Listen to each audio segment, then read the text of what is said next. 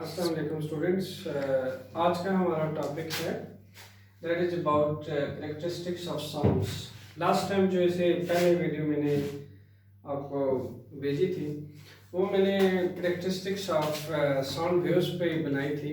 उस पर मैंने कुछ टर्म्स से आपको इंट्रोड्यूस कराया था, like amplitude, time period, frequency, wavelength.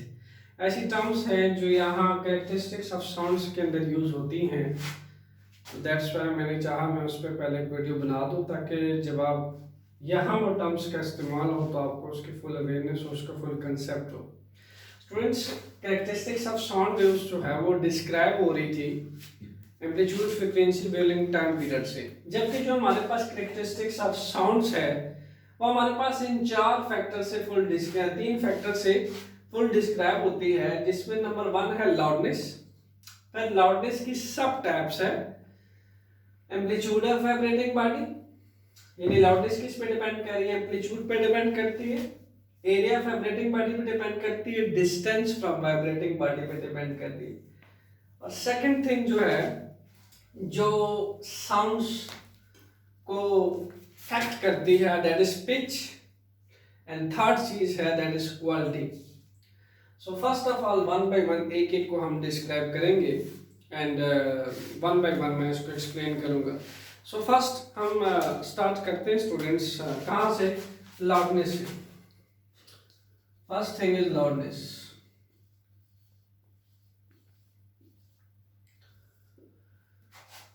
Actually loudness के बारे में स्टूडेंट्स आपको पता होना चाहिए कि साउंड जो है वो कहाँ से प्रोड्यूस होता है, वाइब्रेटिंग ऑब्जेक्ट से प्रोड्यूस होता है। जब ऑब्जेक्ट वाइब्रेट करता है अबाउट इट्स मीन पोजीशंस तो उसकी वाइब्रेशन से साउंड प्रोड्यूस होता है। जैसा कि व्हाइट बोर्ड है, लुक एट दैट। अब एक साउंड प्रोड्यूस होती है इसको क्लिक करने से। अब जब हम किसी चीज को नॉक करते हैं, किसी चीज को स्ट्राइक करते हैं तो उसके पार्टिकल वाइब्रेट करते हैं फिक्स्ड पोजीशंस पे।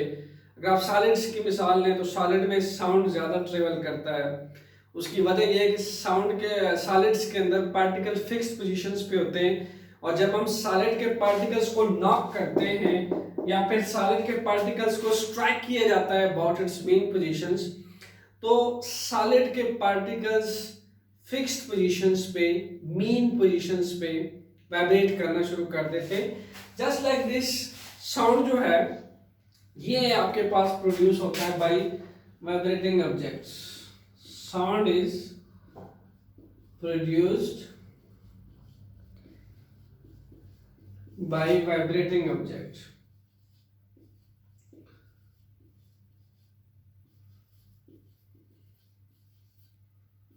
और स्टूडेंट्स हमने जब ये कह दिया कि साउंड जो है वो जब प्रोड्यूस हो रहा है वाइब्रेटिंग ऑब्जेक्ट से, तो एक अंडरस्टूड सी बात है कि मुझे अगर किसी ऑब्जेक्ट के पार्टिकल्स को वाइब्रेट कराना है फिक्स्ड पोजीशंस पे, वो वाइब्रेट करते हैं, इट मींस कि मैं उसको कुछ अमाउंट ऑफ एनर्जी सप्लाई करता हूँ। मैं अपने हाथों से जब उसको नॉक करता हूँ या स्ट्राइक करता हूँ सब्जेक्ट को, तो कुछ अमाउंट ऑफ एनर्जी मेरे से ट्रांसफर होती है पार्टिकल्स ऑफ मीडियम्स के अंदर, जिससे उस मीडियम के पार्टिकल वाइब्रेट करते हैं अबाउट इट्स मेन पोजीशंस। आप दरवाजे को नॉक करते हैं, it is also made up of particles, and the particle of the door start vibrating in its main position and produce sounds, या maybe you can say that it produce loudness। आप जब तेज knock करते हैं जरा आपका amplitude ज्यादा होता है, इंटेंसिटी ज्यादा होती है उसको नॉक करने की, तो ज्यादा लाउड साउंड प्रोड्यूस होती है। यहाँ में भी कुछ ऐसा ही है कि साउंड प्रोड्यूस हो रहा है हमारे पास वाइब्रेटिंग ऑब्जेक्ट से, एंड उसको हम थोड़ा सा यहाँ से समझने की कोशिश करते हैं। मैंने एक फिगर बनाया हुआ है, ये हमारे पास एक स्ट्रिंग है फिगर ए के अंदर जो बिल्कुल फिक्स्ड है, और ये स्टूडेंट्स के दो सपोर्ट्स हैं, बिल्कुल ये दो सपोर्ट्स बनी हुई है, सपोर्ट 1 सपोर्ट 2, दोनों साइड्स मैंने फिक्स की हुई है और यहाँ मैंने इसको टाई किया हुआ है। सो फिगर ए के अंदर स्टूडेंट्स अगर हम लेट सपोज इसको प्लग करते हैं, लाइटली प्लग करते हैं, इसको हिलाते हैं हम अपने हाथों की मदद से, तो एग्जैक्टली मैं एक मैकेनिकल एनर्जी अपने हाथों से या फिर muscular energy, mechanical energy transfer करूंगा इस स्ट्रिंग के अंदर या फिर इस थ्रेड के अंदर, तो मेरे हाथों की मैकेनिकल एनर्जी जब थ्रेड में ट्रांसफर होगी, then the particle of this string या thread, it will start vibrations about its main positions. ये टू एंड फ्रो में मूव करेगा।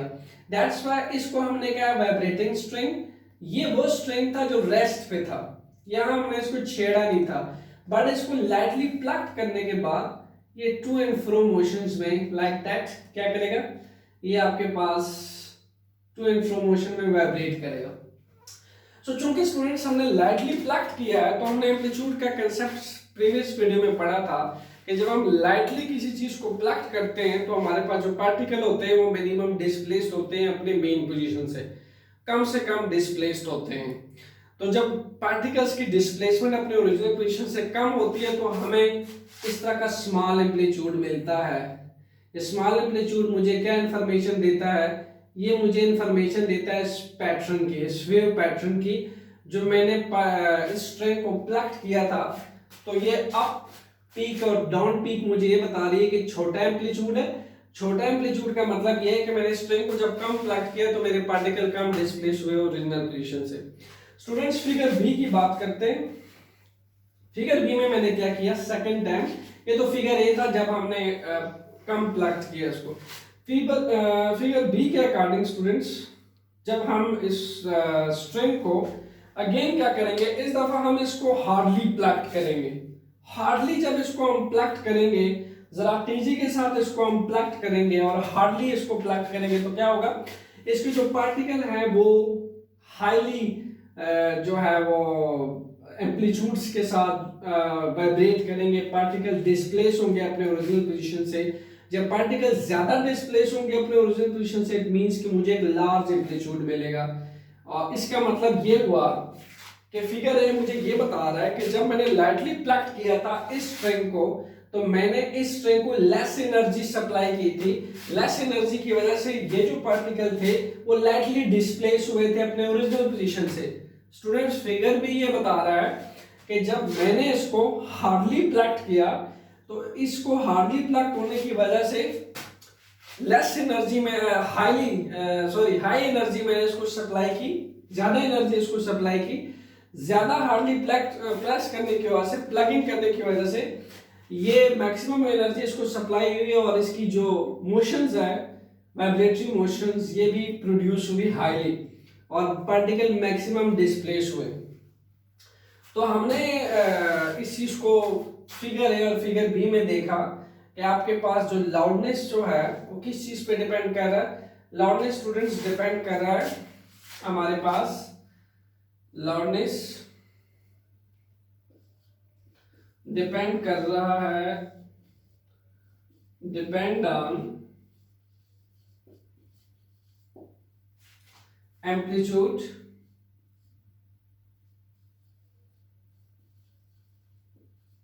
of sound waves।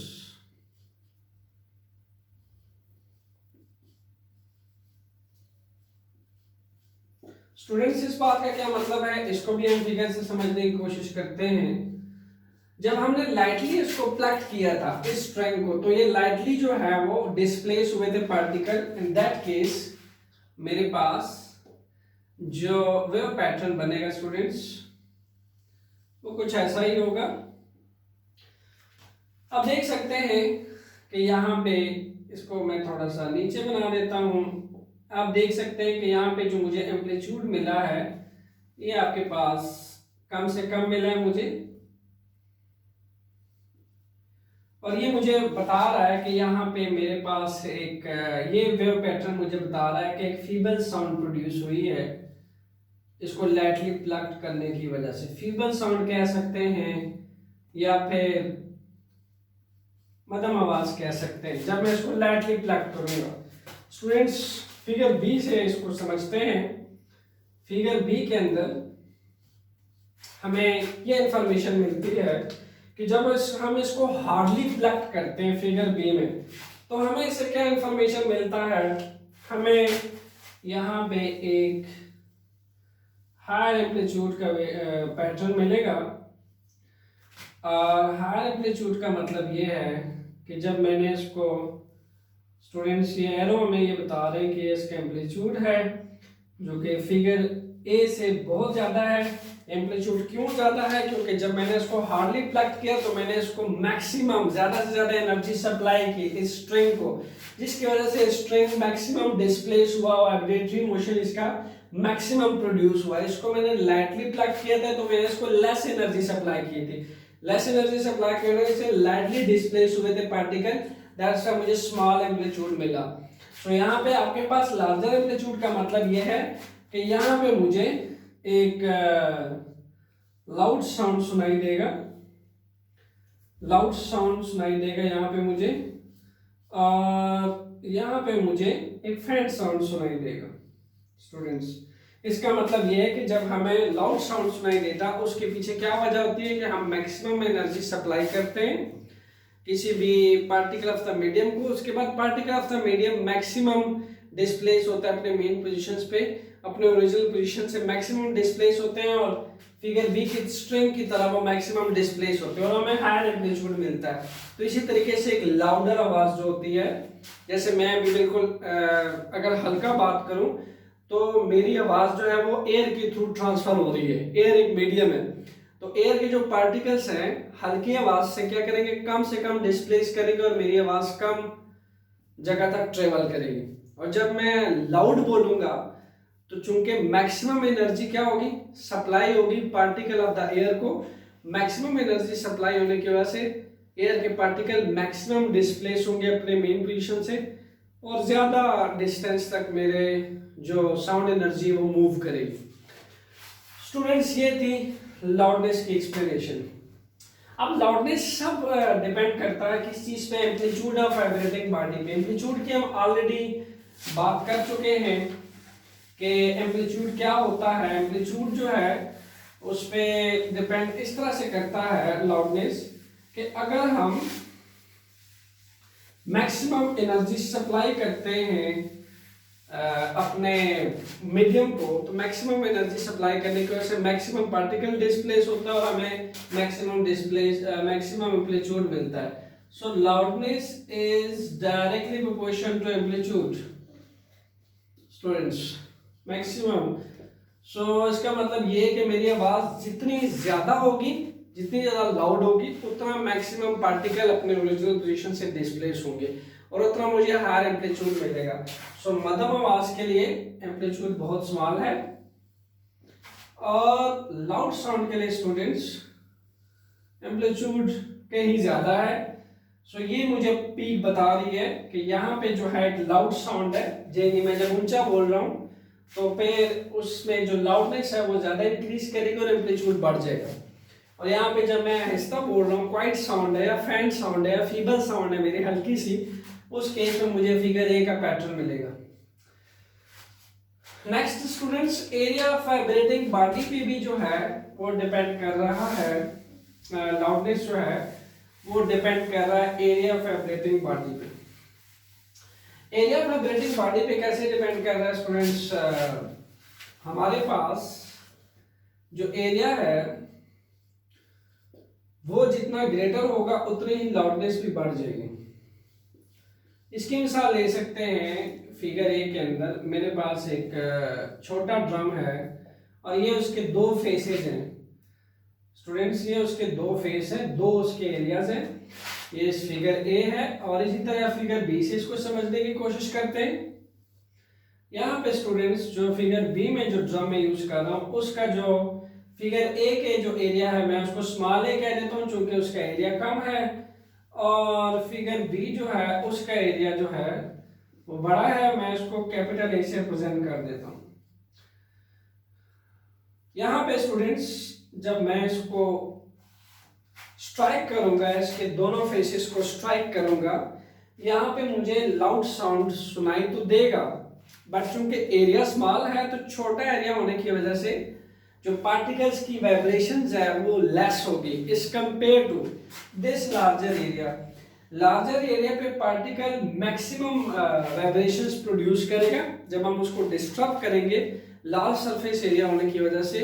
तो लार्ज सरफेस एरिया पे जो नंबर ऑफ वाइब्रेशंस पार्टिकल्स की चांसेस ज्यादा होंगे, मैक्सिमाइज होंगी, तो उस केस में हमें इस फिगर ए के ड्रम की निस्बत ज्यादा लाउड सुनाई देगी। इसी तरीके से अगर इसके निस्बत मैं फिगर सी ले लूँ और इसे भी ट्वाइस का एरिया ले लूँ ड्रम का और उसको मैं वाइब्रेट करूँ, तो आप देखेंगे कि इस एरिया को ट्वाइस करने के बाद हमें और मैक्सिमम लाउड साउंड सुनाई देगा। इसका मतलब ये है कि मैं ड्रम्स का एरिया जैसे बढ़ाता जा रहा हूँ तो लाउड साउंड बढ़ता जा रहा है, मीन्स के लाउडनेस में और एरिया एक दूसरे के डायरेक्टली प्रोपोर्शन है। एरिया बढ़ता जाएगा तो लाउडनेस भी बढ़ती जाएगी। स्टूडेंट्स, एरिया के बाद जो इसका तीसरा सब टॉपिक है that is distance from vibrating body. Distance जो है वाइब्रेटिंग बॉडी का हमें क्या बताता है, अक्सर आपने देखा होगा कि हम गैदरिंग में होते हैं या स्पीचेस में जाते हैं तो जो बैक बेंचर्स होते हैं उनको कम आवाज सुनाई देती है और जो फ्रंट पे होते हैं उनको ज्यादा आवाज सुनाई देती है। वाइब्रेटिंग बॉडी के या वाइब्रेटिंग सोर्स के कोई भी ऑब्जेक्ट जितना करीब हो उतनी जो वाइब्रेटिंग सोर्स है या लाउडनेस है ज्यादा होती है। जैसे जैसे डिस्टेंस इंक्रीज करते चले जाते हैं हम लाउडनेस डिक्रीज करती है डिस्टेंस ज्यादा होने की वजह से। इसकी मिसाल आप यूँ भी ले सकते हैं कि जो हमारे मोहल्ले में टाउन जो हमारा होता है उससे दूर की जो मस्जिदें हैं उसकी आवाज़ हमें बहुत कम आ रही होती है और जो हमारे नज़दीक की मोहल्ले की मस्जिद होती है उसकी काफ़ी लाउड अजान सुनाई देती है। उसकी वजह यह है कि डिस्टेंस जितना कम होगा वाइब्रेटिंग बॉडीज जो है एयर मीडियम्स के अंदर मैक्सिमम लाउडनेस प्रोड्यूस करेंगे और हमें आवाज़ क्लियर सुनाई देगी। लेकिन जैसे जैसे हमारा फासला वाइब्रेटिंग बॉडी से इंक्रीज करेगा, फासला बढ़ जाएगा, इन दैट केस वो जो साउंड पार्टिकल्स हैं वो वीकर से वीकर आगे एयर के अंदर वो वेव जाते जाते वीकर हो जाती है और एलिमिनेट हो जाती है और हमें कम साउंड सुनाई देती है। सो वाइब्रेटिंग बॉडी के हम जितना करीब होते हैं हमें मैक्सिमम साउंड सुनाई देता है। और इस तरह आप ट्रैफिक पे होते हैं, अगर किसी ने ऊंचा आरन लगाया हुआ है और आप उसके बिल्कुल पास हैं तो आपको जब वो प्रेस करता है आरन तो फिर आप देखते हैं कि आपको एक अनप्लेजेंट सा फीलिंग्स आती है वो आवाज़ सुन के, क्योंकि वो आपके बिल्कुल पास से गुजरती है। लेकिन आपसे अगर वो बहुत दूर हो तो उसके दूर की जो व्हीकल्स हैं उसको तो अनप्लेजेंट लगती है बट आपको नहीं लगती क्योंकि वो आपसे वाइब्रेटिंग बॉडी जो है वो दूर होती है। सो इसे नेक्स्ट वीडियो जो है वो मैं पिच और क्वालिटी पे बनाऊंगा और इससे पहले जो है आप कि इसके अंदर जो टर्म्स यूज की गई है इससे पहले वाली वीडियोस आप देख लीजिएगा। Thanks a lot.